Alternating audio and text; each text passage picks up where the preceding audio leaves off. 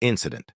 Rain splattered against the tall glass windows of the city skyline, turning the streets below into a blur of glimmering lights and puddles that reflected every neon sign and passing car. Emma had always thought the rain would feel cleansing, almost poetic, but tonight it felt like the world itself was pressing down on her, cold and unforgiving. Her arms ached from carrying Lily, her 6-month-old daughter, through crowded streets and dark alleys after the bus had stopped running hours ago. The baby's soft whimpers echoed in the hollow apartment she no longer called home. With her belongings shoved hastily into 2 worn-out bags, she had no idea where they would spend the night. She adjusted Lily in the carrier, murmuring softly, "Shh, it's okay, baby. Mama's got you." Her own voice sounded strange, thin and trembling, even to her ears. Emma hadn't slept properly in days. Her part-time job had been cut short. Rent was overdue, and the landlord had stopped answering. Calls after sliding, yet another notice under her apartment door. The few dollars she had saved evaporated as quickly as she earned them, and tonight, for the first time, desperation wasn't just a concept. It was a heavy, suffocating reality. Emma remembered the office building across the street. It was a gleaming tower of steel and glass, an almost poetic monument to everything she was not: secure, wealthy, untouchable. And yet something inside her whispered that if she could just hide somewhere, anywhere warm and safe for a few hours, it might give her the strength to face the next morning. The revolving doors felt impossibly heavy, but she pushed through, praying no one would notice her soaked coat, the puddle forming around her worn shoes, or the way her hair clung to her face. Inside, the lobby gleamed with pristine marble floors and an air of cold professionalism that could have intimidated anyone, but tonight, Emma was beyond fear. She simply needed a corner, a place to rest. She found herself wandering down a long hallway, her feet almost dragging as exhaustion washed over her like a wave she had no strength to resist. Finally, she spotted a small lounge area, just a couch tucked beside a floor-to-ceiling window. Relief flooded her, momentarily replacing her fear and anxiety. She sank onto the couch, placing Lily gently beside her, and whispered, "Just for a little while, okay?" The baby's eyes blinked sleepily, and Emma let herself relax for the first time in what felt like weeks. Her mind raced, replaying the relentless cascade of worries, the eviction notice, the dwindling savings, the empty fridge, the shame of calling relatives she barely knew. Tears threatened to spill, but she forced them back. She couldn't afford to cry, not here, not in front of anyone, even if no one was watching. She had to be strong. For Lily, always for Lily.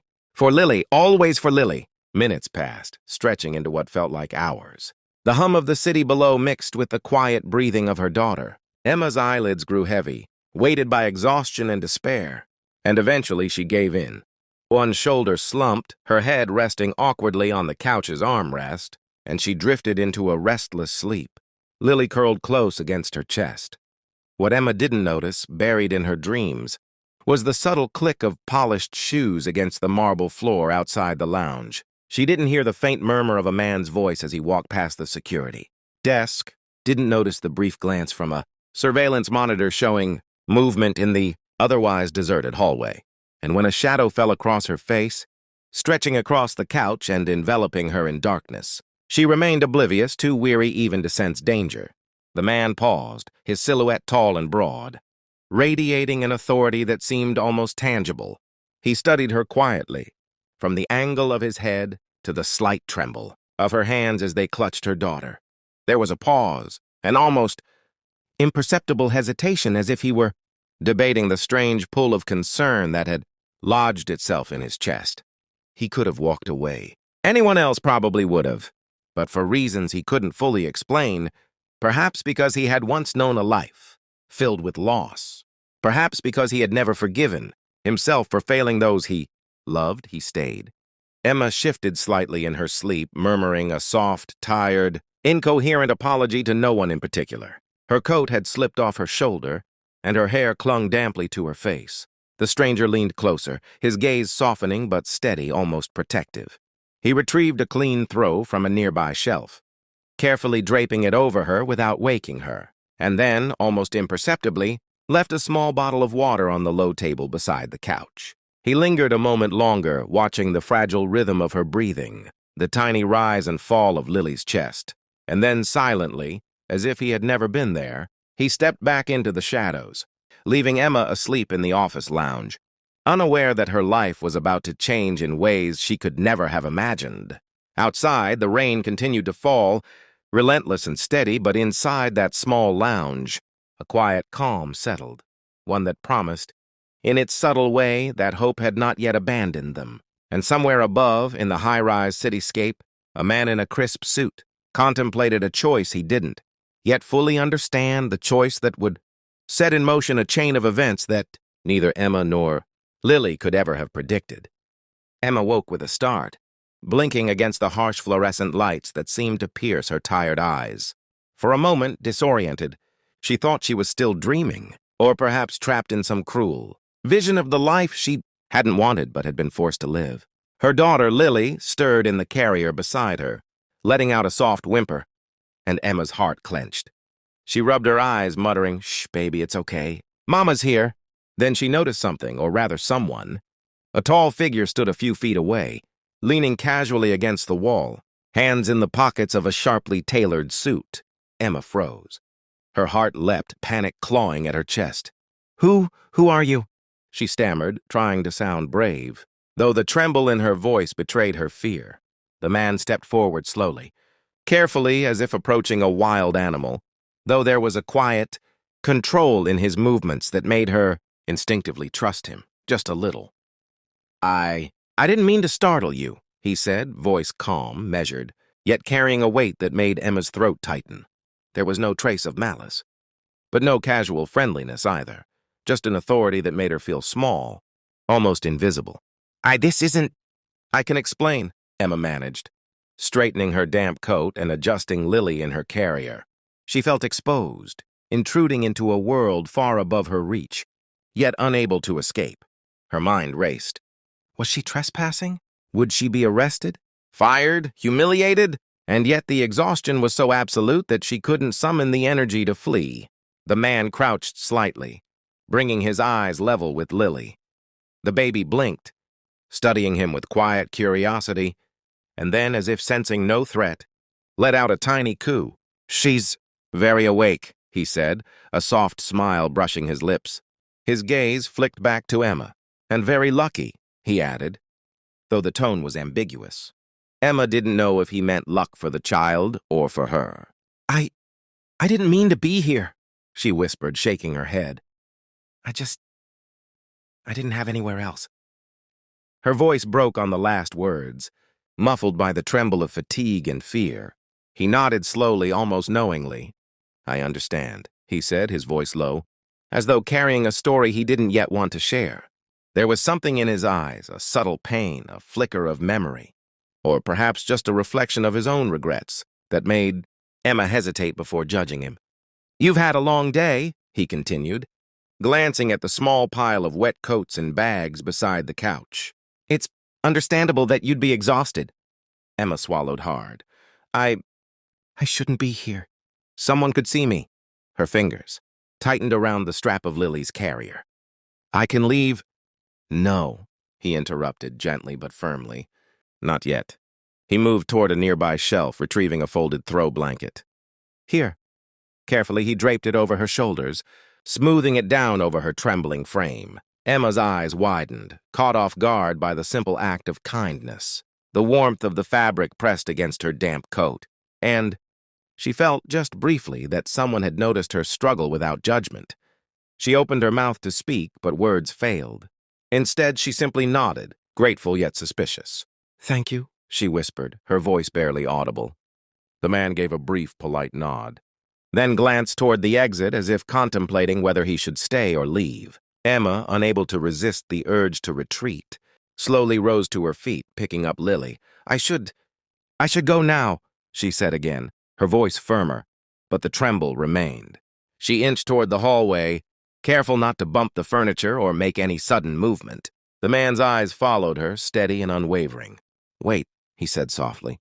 She paused, half turning, wary, ready to bolt at the first sign of threat. "Do you need anything?" His voice was tentative this time, almost shy, which made her blink in surprise. She had expected cold authority, maybe reprimand, but not this careful consideration. No, I'm fine, Emma replied quickly.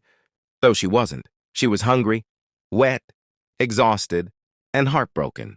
But admitting it out loud felt too vulnerable. She wanted to keep her defenses up. "All right," he said after a pause, and for a moment there was silence between them, heavy but not hostile. Then unexpectedly, he reached into his jacket pocket and pulled out a small bottle of water. Placing it on the table beside the couch, he said simply, "You'll need this." Emma's eyes widened. "I can't accept this," she whispered, almost shaking her head. "You don't have to," he replied, straightening. His gaze softened for just a moment before returning to that air of quiet authority. "Just take it." She looked at the bottle, then back at him, and hesitated. Every instinct told her to run, to avoid getting caught in some dangerous situation, yet something in the way he watched her, calm, patient, respectful, made her pause. Finally, with a deep breath, she nodded. "Thank you," she said again, her voice steadier this time, though her heart was still hammering. He gave a brief nod and then retreated toward the hallway, his presence still felt in the lingering tension he left behind. Emma watched him go, blinking, trying to process what had just happened. Who was he? Why had he helped her? And most importantly, would she ever see him again? As she settled back onto the couch, wrapping Lily closer in the warm blanket he had left, Emma couldn't shake the feeling that this night, this strange encounter was far from ordinary. Something about the man, his measured calm, and the quiet concern in his eyes had lodged itself in her mind like a seed that refused to be ignored. Outside, the rain continued to fall, washing over the city with the same relentlessness as her own worries. But somewhere in the shadows of that high-rise, a man in a tailored suit walked away, unaware that the choice he had made. Tonight, an act as small as leaving a blanket and a bottle of water was about to set in motion a chain of events that would change both their lives forever. The next morning, Emma woke in a borrowed corner of the lounge, her muscles stiff and her mind foggy with exhaustion. She hadn't intended to stay so long, but Lily's soft whimpers had kept her rooted in that small, dimly lit space. She looked around, half expecting to find the tall stranger still lingering, but the office was empty, silent except for the faint hum of the air, conditioning and the distant sounds of a city slowly waking. Her heart still pounded from the previous night. Who had that man been? Why had he shown concern? She shook her head, trying to convince herself it was just a fleeting encounter, a random act of kindness that she would never see again. And yet the memory of his steady, almost protective gaze lingered, stubborn and unnerving, like a puzzle piece that didn't quite fit anywhere in her life, at least not yet. Emma gathered Lily, brushing her damp hair back into place, and made her way to the lobby, stepping carefully over puddles of rainwater that had seeped through the revolving doors. The building, which had seemed imposing and distant the night before, now felt slightly more welcoming in the morning light. Perhaps it was the sense of safety she had found on that couch, small though it was, that made her believe she could exist here without immediate danger. As she approached the exit, a hand gently touched her shoulder and she jumped, spinning around to find the same man standing there, perfectly composed, his expression unreadable. "Good morning," he said, voice calm, almost soothing. Emma's eyes widened. I thought you had left," she stammered. "I did," he replied, straightening his suit. "But I wanted to make sure you had something to start your day." From the folds of his coat, he produced a small envelope, crisp and neatly sealed. Emma hesitated, her instincts screaming caution. "What is this?" "Open it," he said softly, his gaze steady. There was no malice, no expectation, only a quiet patience that unnerved her. She tore the envelope open with trembling fingers and found a folded piece of paper inside, along with a small card. The note was brief, written in careful, deliberate handwriting. "I know life hasn't been easy. Take this. Don't worry about repayment. Consider it a start, just until things stabilize." Emma's eyes darted to the card. It bore a name she didn't recognize. Alexander Reed. Nothing else. No company logo, no title, just a name. Confusion and suspicion warred within her. I can't accept this, she whispered, her throat tight. I don't even know who you are. You will, he said quietly, almost as if he were speaking to himself. But for now, just take it. Think of it as a chance to catch your breath. Emma stared at him, fighting the urge to burst into tears. It was too much, too sudden, and yet it was exactly what she needed. Her mind flashed to the past few months, the lost job, the eviction notice, the constant struggle to feed Lily. This small act, simple as it seemed, felt monumental. It was a lifeline thrown in a storm she hadn't thought she could survive. Why are you helping me? She asked cautiously, her voice softer now. You don't even know me. He hesitated, eyes drifting toward the window where the city sprawled below them. Let's just say I've seen struggles like yours before, he murmured, a shadow passing across his expression. There was a depth to his words that she couldn't place. A quiet sorrow, a restrained pain, but she had no time to pry. Lily stirred in her carrier, stretching her tiny arms and letting out a small, expectant cry. Emma instinctively soothed her, and the man watched with a faint, almost imperceptible smile. Here, he said after a pause, producing a business card from his inner jacket pocket. I run a company nearby. We occasionally need help with temporary projects. Someone with skills like yours. Emma blinked. She had no idea what he meant. I don't understand, she said cautiously. You will, he replied. If you're interested, come by the office tomorrow. No pressure, just consider it an opportunity. His tone was careful, almost clinical, yet beneath it was something else, genuine, almost urgent. I think you could be good at this, and it might help with your situation. Emma felt her heart skip a beat. This sounded too good to be true. A stranger, a man she had never met, offering her help, an opportunity to step into stability and security she hadn't felt in months.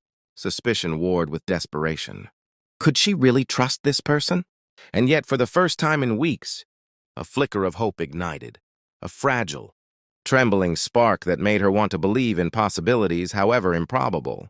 I'll think about it, she said finally, tucking the envelope and card carefully into her coat pocket. Lily cooed softly, as if sensing the shift in her mother's mood. She nodded once, almost to herself, and said, Thank you. Truly. Alexander Reed, the stranger with steady eyes and an unreadable expression, inclined his head and stepped back. Good, I'll see you tomorrow, he said, and then he was gone, leaving Emma alone in the lobby with the hum of the city rising around her, the echo of his words lingering like a whisper she couldn't shake. As she walked out into the rain-soaked streets, clutching Lily close, Emma felt a strange mixture of fear and anticipation. She didn't know who this man truly was, what his intentions were, or whether this was the beginning of a new chapter or a dangerous entanglement, but she couldn't deny it. Somewhere deep down, a seed of hope had been planted, and for now, in a world that had offered her little else, it was enough to keep her moving forward. Little did she know. The chain of events set in. Motion that night would pull her into a world she could never have imagined, where every choice, every glance, and every whispered word would matter, and where Alexander Reed, the man she barely knew, held the key to a future she had only dared to dream of.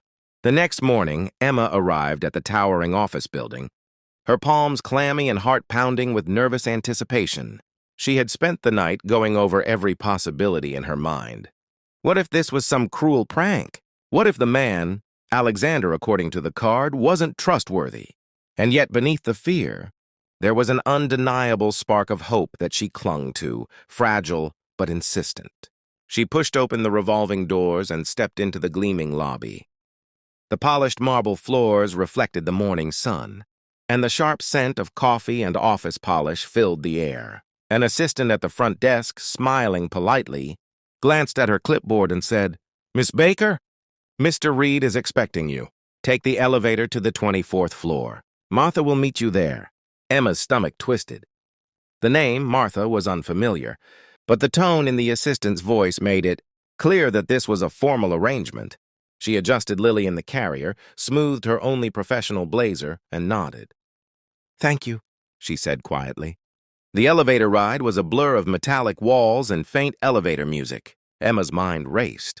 What kind of work did Alexander need? Was this temporary, Or did he have some longer plan? And most importantly, why was he showing her this level of trust and concern after such a brief, random encounter? When the elevator doors opened, a tall, elegant woman in her 50s stepped forward. "Ms. Baker, welcome," she said warmly. "I'm Martha.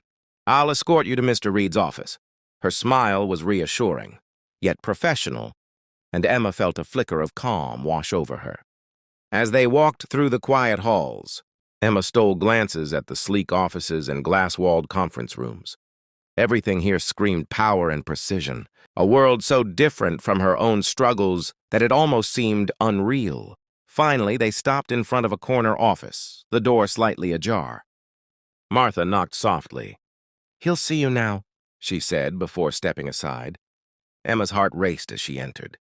The office was spacious, flooded with sunlight from floor-to-ceiling windows overlooking the city skyline. Family photos, books, and personal mementos softened the sharp edges of the corporate environment. And there, behind a polished mahogany desk, sat the man from the lounge, the one who had given her hope when she had none. Alexander Reed. He looked up from a folder of documents, his piercing eyes meeting hers with that same calm, steady intensity. He smiled, a brief flicker that softened the authority in his expression. "Miss Baker," he said, rising to his full height. "Thank you for coming." Emma hesitated, Lily wriggling slightly in her carrier. I wasn't sure if I should," she admitted. "I didn't know who you were or what this is about." Alexander gestured to the chair across from him. "Sit. Let's talk." His tone was firm yet inviting, commanding her attention without intimidation. Emma lowered herself into the chair, Lily resting against her chest. She felt an odd mixture of awe, suspicion, and gratitude, the same cocktail of emotions she had felt the night before. "I want to explain everything," Alexander began. "I run a company, Meridian Technologies. We're preparing for a merger, and we needed someone with accounting skills for a temporary project. Your name came up through unusual channels, but I checked your background. Your experience is exactly what we need." Emma blinked. Her mind raced. A temporary job? Accounting? This was exactly the kind of stability she had been craving. Yet the circumstances felt almost unreal. I don't understand," she said carefully. "Why me? Why go to all this trouble?" Alexander leaned back, his gaze drifting briefly to Lily, who cooed softly at the sight of him. "Let's just say I've seen enough of struggle to recognize talent when it's in front of me, and sometimes people need a little help to catch their breath. Consider this an opportunity and a chance for both of us." Before Emma could respond, a man appeared at the door, tall, sharply dressed, with a faintly patronizing smile. "Mr. Reed," he said smoothly, "I didn't expect to see a new hire here." He glanced at Emma with a subtle, assessing gaze. "Interesting arrangement you have. Working from the corner office? Bringing your child? Unusual." Alexander's expression darkened slightly, and the tension in the room shifted. "Vincent, this is none of your concern. Emma is helping with a critical project. That's all?" Emma felt a pang of fear. Who was this man? And why did his presence feel like a threat? She instinctively tightened her grip on Lily, feeling exposed and vulnerable in this world so far above her own. Vincent's smile remained polite, but the sharp edge in his eyes made her stomach twist.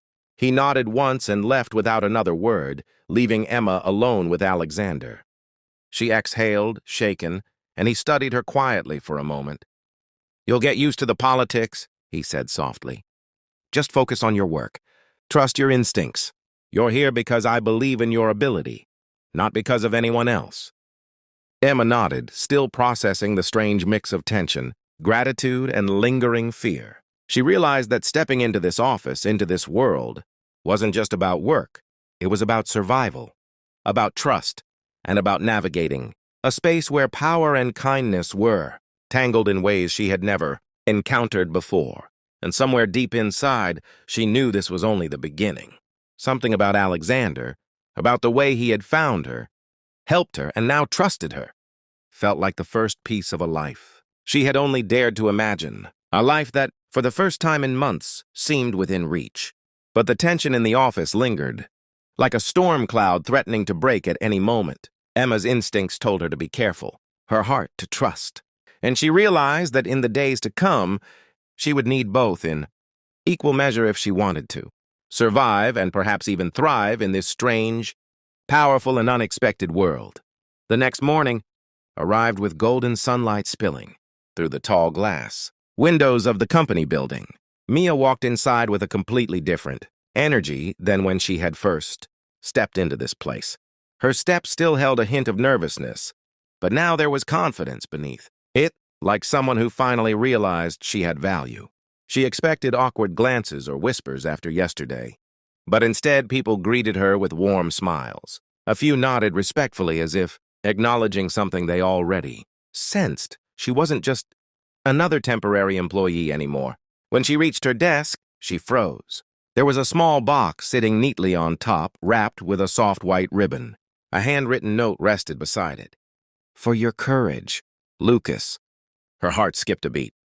Hands trembling slightly, she unwrapped the box and found something she never expected. A brand new laptop with her name engraved on the corner, delicate and elegant. She pressed the lid closed and took a deep breath. Just then, the familiar, calm voice echoed behind her. "Is it too much?" She turned around slowly and found Lucas standing there, not the cold CEO she once feared, but someone softer, someone who finally allowed himself to care. "No," she whispered, smiling a little. "It's perfect." Lucas nodded once, relieved.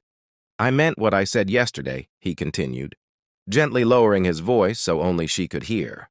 "I don't want you questioning where you stand anymore. We're building something, not just professionally." Her cheeks warmed and she forced herself to breathe normally. "I still can't believe any of this is real." Lucas chuckled quietly, eyes softening. "It's real, and it's just the beginning." He paused before continuing. "But there's something else I want to show you." "Come with me?" Mia nodded, grabbing her notebook out of habit, even though she sensed she wouldn't need it. They took the elevator to the rooftop garden where everything began, not with perfect timing, not with a grand entrance, but with exhaustion and tears and vulnerability. Standing beside her, Lucas took a deep breath as if the air here reminded him of the moment. "Everything changed. I never told anyone this," he began, his voice low and honest. "But when I found you here the first time, sleeping beside piles of unfinished work, I'd see someone careless or unprofessional like most CEOs would have." She looked up at him, curious. "I saw someone fighting alone," he said softly. "And I recognized it because I've lived that way for too many years." Silence, gentle, not awkward, settled between them. The wind brushed against Mia's hair, and without thinking too much, Lucas reached out and tucked one strand behind her ear. His touch was gentle, hesitant, as if waiting for permission. She didn't move away. Instead, she whispered, "Thank you for believing in me." Lucas leaned slightly closer. Not enough to overwhelm her, but just enough, so their worlds finally aligned. "I didn't just believe in you," he murmured. "You reminded me why passion matters, why people matter." Her heart warmed all over again. After a long breath, Lucas straightened slightly, professional tone returning but not cold. "There's one last thing," he said with a small smile. "I officially promoted you this morning." Mia blinked fast. "Promoted to what?" Lucas held her gaze. "Executive assistant to the CEO, with double your previous salary." Her eyes widened. "Lucas, this is too much." "No," he interrupted gently. "This is exactly what you earned." Emotion rushed through her chest. Gratitude, disbelief, happiness. She didn't cry, but her eyes shimmered with the kind of tears that come only when life finally turns a corner after countless struggles. Lucas stepped closer, not as her boss, not as someone above her, but as someone finally choosing connection over distance. "May I?" he asked softly. Mia nodded. Lucas leaned in and kissed her, soft, warm, slow.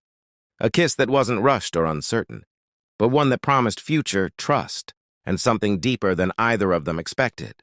When they finally pulled away, breathless but smiling, Lucas whispered against her forehead, "Welcome to the next chapter."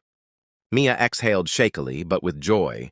For the first time in a long time, she wasn't just surviving. She was finally living, finally seen, finally chosen. And this time, she wasn't walking alone.